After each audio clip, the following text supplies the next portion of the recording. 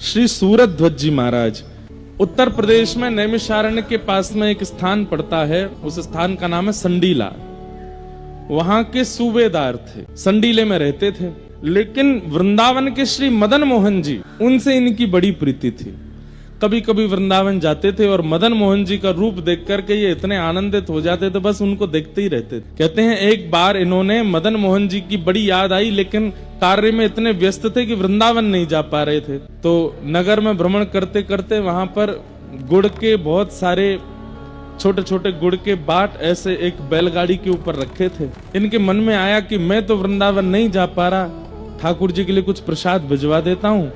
और इन्होंने खूब सारी बैलगाड़ियां भर के गुड़ वृंदावन भिजवा दिया।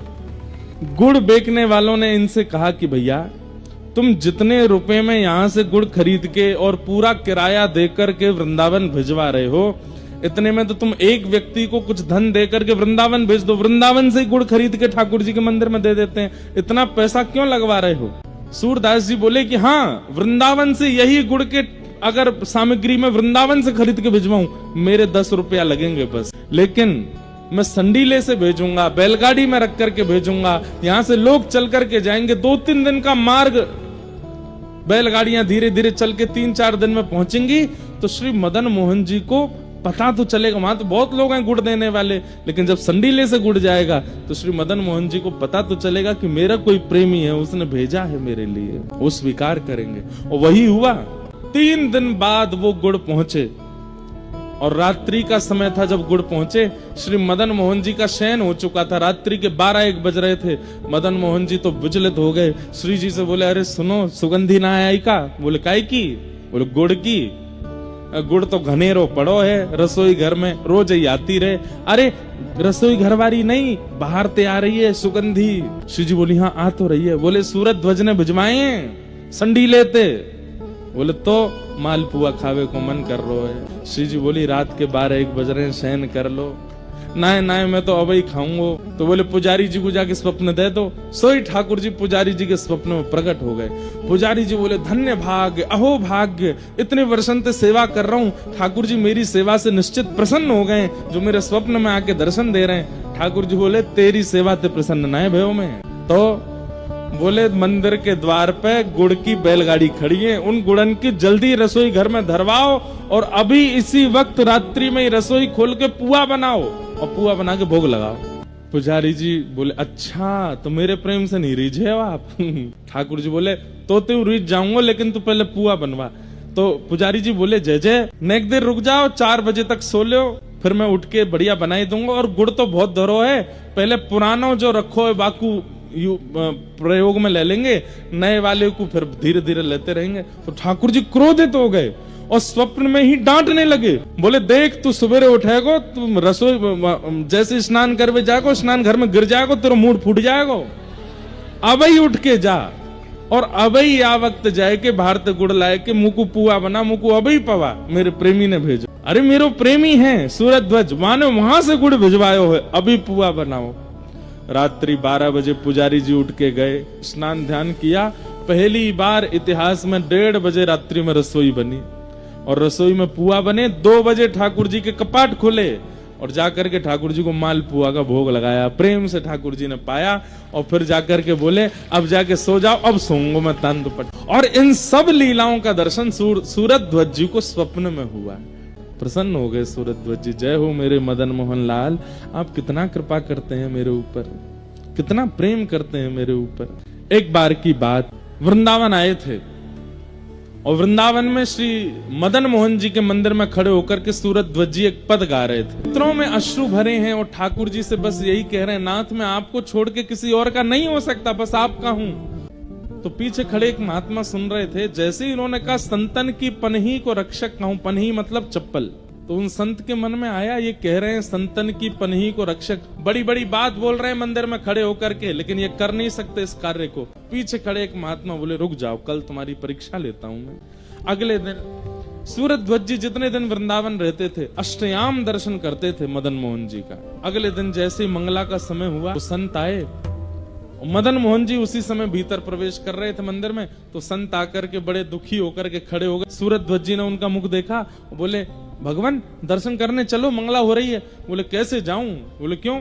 इतनी महंगी मेरी पादुका, कल कोई चुरा ले गया था, परसों नहीं पहनी, उस दिन भी कोई चुरा ले गया, रोज मेरी पादुका कोई ले जाता। अब मैं सोच रहा हूं कि पादुका उतार के कैसे जाऊं भीतर।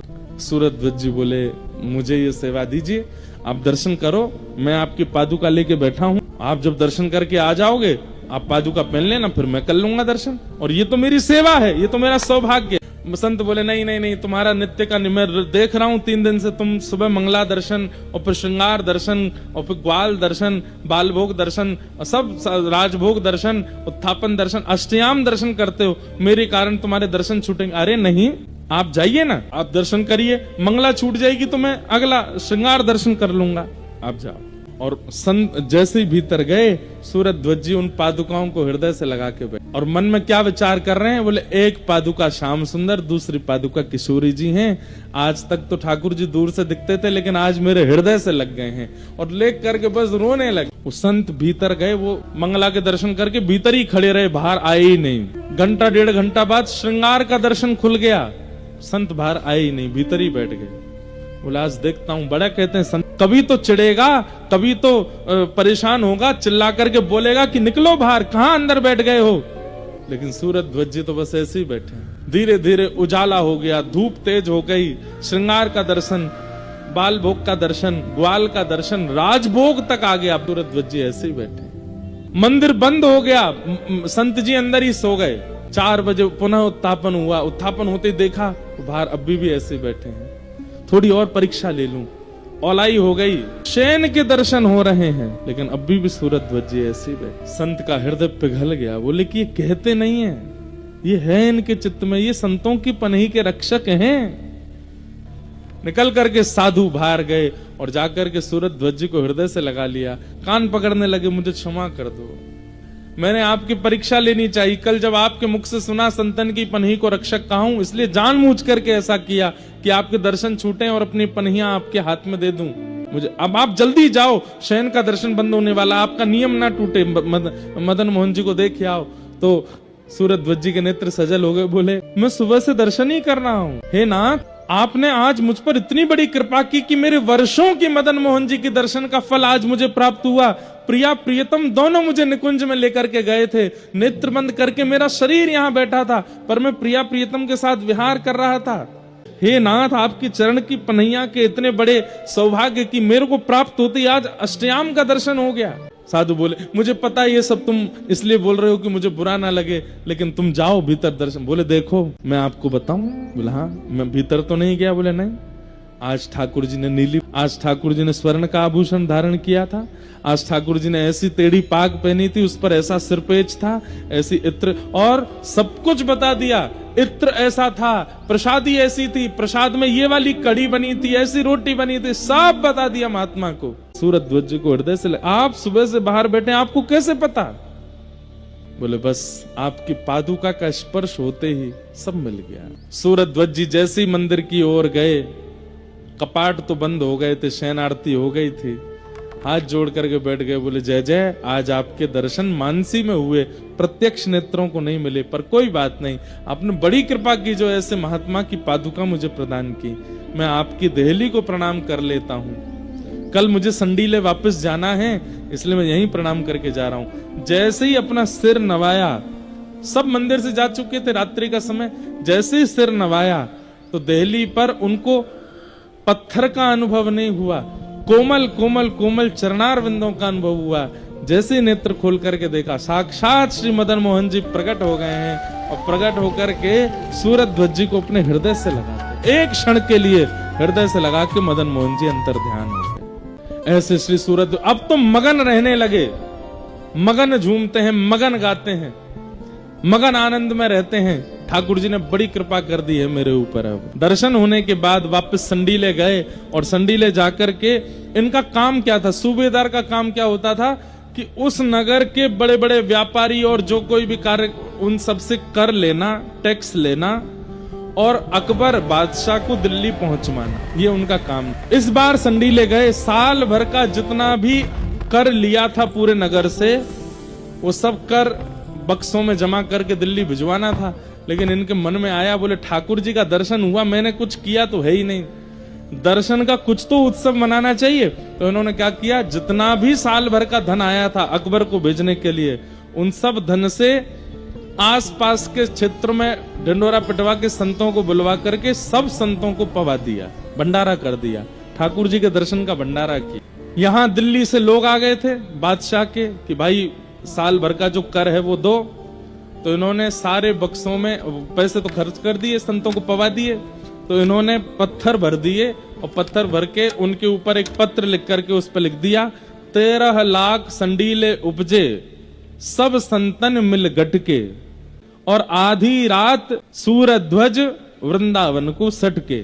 सब दे करके अकबर को बोले अब अकबर हमको जान से मारेगा। सब भिजवा करके और अपने सूबेदार की पदवी पर प्रणाम करके सीधे वृंदावन भाग गए। यहाँ जैसे ही लोग बाग आए, बोले महाराज संडीले का पूरा साल भर का कराया है। अकबर बोले खोल के दिखाओ। देखा तो पत्थर थे। बोले इसमें तो पत्थर हैं, एक पत्र लिखा है। बोले दिखाओ। और उसने जैसे ही देखा, क्या लिखा है, 13 लाख संडीले उपजे संतन सब संतन मिल गटके। अकबर बहुत जोर से हंसा। उसने फिर एक पत्र लिखा और पत्र लिख करके सूरध्वज जी को भिजवाया। और उसमें क्या लिखा अकबर ने, बोले गटके तो हमारे गटके, तुम काहे को सटके। ये तुम हमारा जो साल भर का कर था वो तुमने गटक लिया, तुम क्यों सटक गए हो, हमारा खर्चा हुआ, तुम क्यों भाग गए। कोई बात नहीं, रही है प्रेम से वृंदावन में। लेकिन अकबर का एक वित्त मंत्री था टोडरमल, उसको ये बात सहन नहीं हुई। बोले ऐसे कैसे, ऐसे तो जितने भी सूबेदार हैं भारत में इन सबके पर निकल आएंगे। ये सब कह देंगे कि जब सूरध्वज कर सकता है तो हम क्यों नहीं, इसको तो कठिन से कठिन मैं दंड दिलवा के रहूंगा।